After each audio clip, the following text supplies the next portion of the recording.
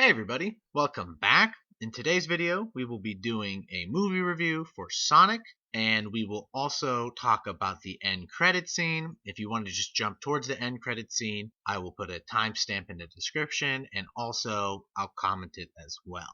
So, let's get to it. Sonic. You know this character or you don't. He's kind of a part of pop culture, kind of like Mario and Luigi are. Growing up playing the Sonic video games and even watching the animated TV show, I love the character. So when they announced they were making a Sonic movie, I was really excited. I was like, oh my god, how is this going to work? It's going to be live action, it's going to be animated. Then we got that trailer, that infamous trailer of Sonic. And I was like, okay, it's live action. This should be interesting. And then he just looks like hideous. He just looks like a monstrosity of a creation. It was so bad. And I remember I wasn't the only one. I asked all my friends and I went on the internet and I asked everyone around. And they're like, no, this is universally bad. He does not look right. Like, first of all, what's up with his teeth? Why are his hands white? He wears gloves that are white. His hands aren't white. He had super long legs and he almost looked human-like. This is just so wrong. And a lot of us were really disappointed. But Paramount and the creative team behind Sonic and, SEGA as well, heard us and decided that, okay, we need to change his design. And so they delayed the movie by several months. It was supposed to come out, I believe, summer last year. So they spent a lot of time, they redesigned him, and then several months later, they put out a new trailer. And then we saw him in the new trailer, like, okay, this looks like Sonic. He looks like the character that we know and love. I don't know what they were thinking with the first animation design. Was this a marketing stunt to get people to talk about the movie? Was it that the lead designer just didn't know the character? There were some rumors that in a possible future sequel, they were going to reveal that Sonic and James Marsden's character were like long lost brothers separated by planetary birth or something. I don't know. I guess his original design was supposed to look like James Marsden, but if he was a hedgehog.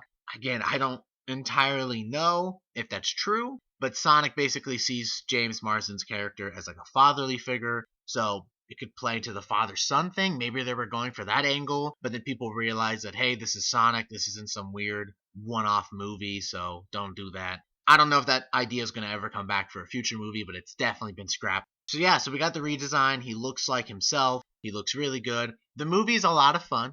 It's a kid's movie. You got to realize that it's PG. Not a single cuss word inside. If it was PG-13, there would have some. And maybe in a potential sequel, they will make it PG-13. Because I remember Sonic in the games and the TV show, he would say stuff like damn and hell. And it'd be cool to see that. But I think they went PG for this to get more of a broader audience. But also, it's still very enjoyable. It's kind of like Frozen or Disney's remake of like Aladdin, for example. Those types of movies that the audience intended for is the younger audience because they want to get them into the story and into this character. But older audiences will definitely enjoy this because it is a fun movie. The dialogue is fun and quippy. I think a lot of it comes from Ben Schwartz, plays the voice of Sonic, and him being a comedian. I feel like a lot of lines you could tell were his improvised, and he knows how to make them sound good and run off with them. Obviously, James Marsden does a good job. And Jim Carrey, of course, does a good job as playing Dr. Robotnik. Jim Carrey is very Jim Carrey in this movie. I feel like he has a certain type of character that he likes to play.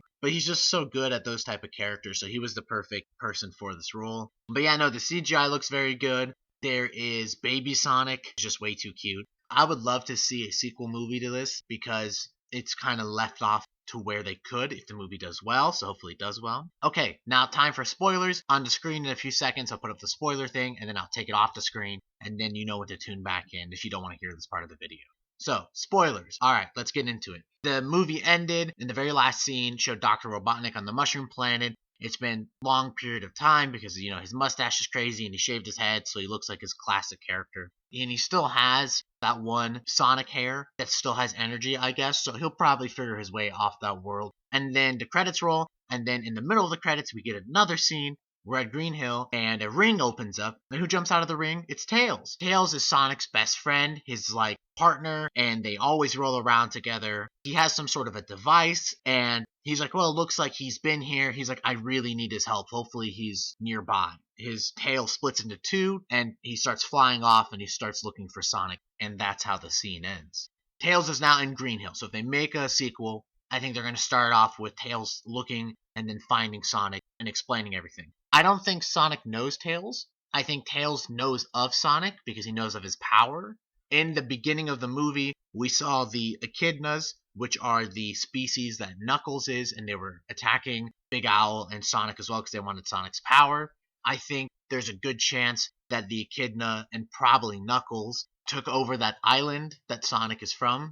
Tails is from that world as well, and he needs Sonic's help because he knows of Sonic's power. So if they make a sequel, I feel like Sonic can go back to his original world and he can stop the echidna from trying to take over, fights Knuckles, who's his rival. And maybe in the middle of their fight, Dr. Eggman shows up and he starts trying to take over this world and harness the power of all these powerful creatures. And then Knuckles and the echidna and Sonic and Tails and everyone else, probably maybe Amy as well. Hopefully Amy's there. And then they all team up to stop Dr. Robotnik. I feel like that could be a very good sequel. And then for a third movie, you could have Robotnik. He's somewhere else, maybe another planet, maybe Earth. And then he creates Shadow. And then we can get the introduction of Shadow and maybe Metal Sonic. Some of these species are on every Earth. So Earth is no longer just humans. They're used to these alien creatures and their rings. And then maybe we see like a scene where Sonic needs to travel to a new world, but he's out of rings, so he starts running around San Francisco or Green Hill or something, and he finds rings.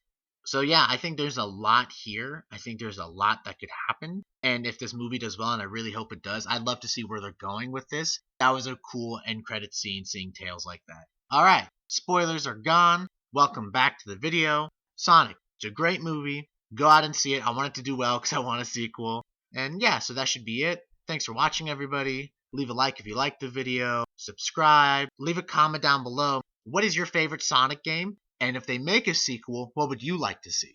Thanks again, guys. I'll see you for the next one.